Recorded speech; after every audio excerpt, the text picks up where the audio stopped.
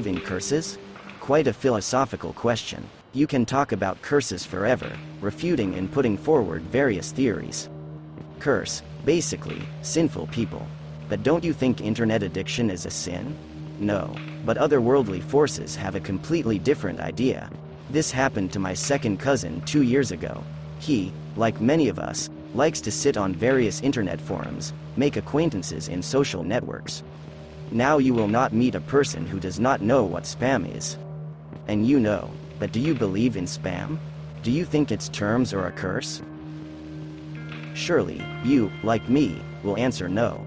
But I decided to tell you another story, on behalf of Anton himself, which is able to convince even the most inveterate addict.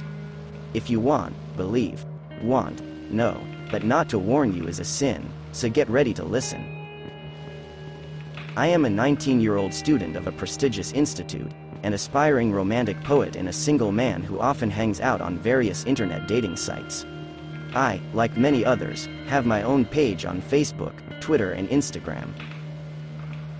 You know, I still keep my blog, shoot videos and post them on my pages on social networks. I have my own circle of fans.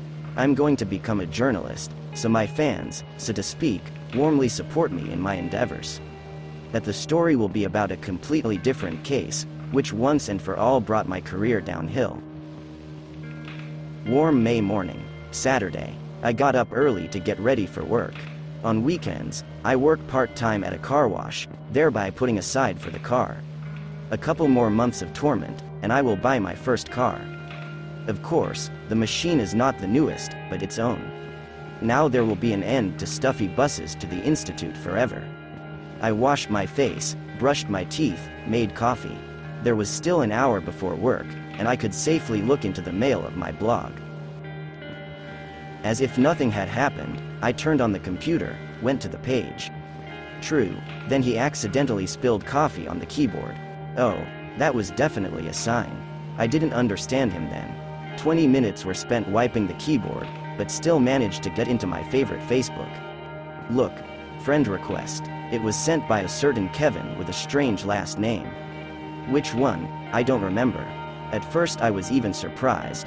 No photo, no personal data, only 2 people as friends. I think the page is new, the person wants to promote himself, so he added it. A minute has not passed, as this Kevin writes.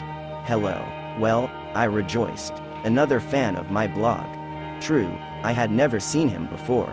Smiling to himself, he wrote to him, hello to you too. How strange. Just managed to send a message, as he scribbled a new one. Do you want a joke? Oh, right away I didn't like his requests. Well, I think, who will refuse a joke in the morning? Yes, instant. And he gives me a huge message from some strange signs and symbols. Neither Chinese nor Arabic. I have never seen such. Why is this message so long? Circles, squiggles and sticks stretched for 1024 characters. And at the bottom of the postscript, now the curse is passed on to you. Well, I could not stand it. I flared up and quickly typed, what is this nonsense? But Kevin immediately deleted his profile. Psycho, I said, pulled on my pants, and went to work in a bad mood. Then everything went wrong. Well, let's start with the fact that I lost my favorite job. I was fired in disgrace because some client considered me a drug addict. But that is not all. My mother became seriously ill, so all my savings went to her for medicines and surgeries. I was expelled from the institute. The blog has dramatically lost its popularity. And it all happened in just one day. In frustration, I went to bed. I woke up at night because of the strong smell of gas. Luckily, I managed to call the fire brigade. They say, another 10 minutes, and I would be gone. I was so scared that I couldn't sleep now. In the morning, my father was taken to the police station as the initiator of the leak. A huge bail was required, $10,000. But that's not all. The next day I went to look for work, got a job as a janitor, and when I came home, I found that I had been robbed. I did not sleep for 3 nights, but when nature took over, I fell asleep all the same. The next morning I woke up in a smelly puddle. All the pipes in the house burst. Eau de toilette splattered across the floor.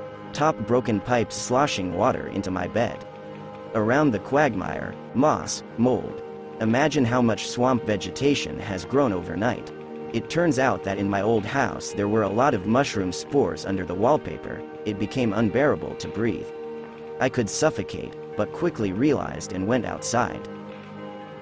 My uncle lived on the floor below, but they couldn't save him. He choked in his sleep. I went to work, but before I got to the right street, I was attacked by people in masks and injected with some kind of greenish liquid.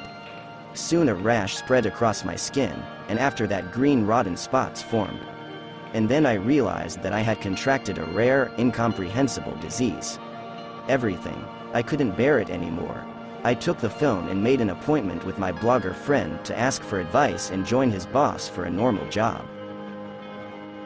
We haven't seen each other for a long time, so we talked a lot. And when a friend asked why such misfortunes haunt me, I remembered that ill-fated letter.